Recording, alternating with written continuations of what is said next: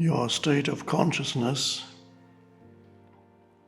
is the most important factor in your life, not what happens to you externally,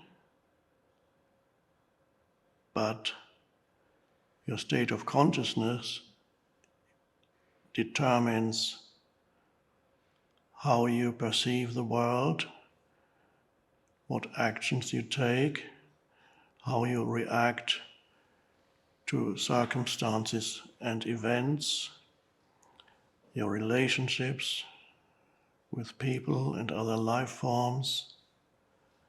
It is, in other words, primary. The primary factor in your life is not the events or whatever circumstances of your life may be, successes, failures, and so on, but your state of consciousness. So you should give your state of consciousness in the present moment. That's when it arises. Your consciousness is inseparable from the present moment.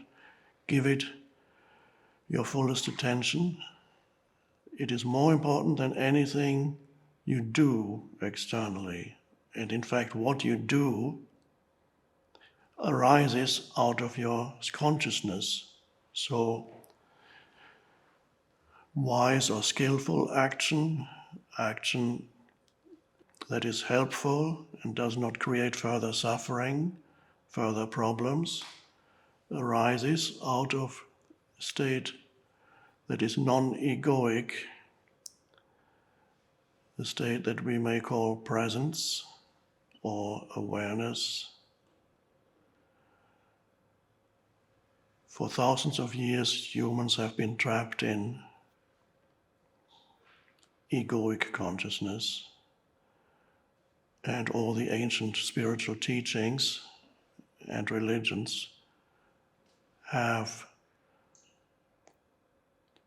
stressed the fact that there is something dysfunctional within human consciousness, which in many ways is a wonderful thing and quite miraculous, but there's a strong element of dysfunction in human consciousness that was already there thousands of years ago.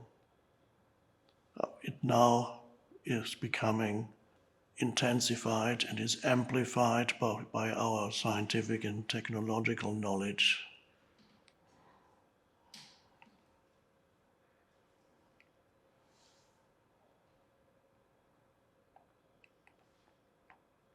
The Buddha stressed the fact that you are condemned to a life of ultimately suffering in one way or another unless you awaken. So the Buddha pointed to the possibility of awakening, which is a shift into the state of presence, out of the egoic state. And that will change the way in which you experience your life and how you affect others. And in the Christian teachings, the term salvation is often used. So Jesus points to the possibility of salvation because there's something not right. Jesus said, for example, you are the slaves of sin. Sin, the literal translation of the word as used in the Greek Old Testament, New Testament, is missing the mark of human existence.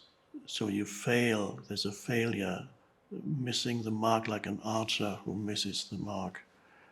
That's sin, the slaves of sin, and sin is therefore unconsciousness. The destiny of humans is to evolve into the awakened consciousness. And this is why I am offering you here some doorways into the awakened state.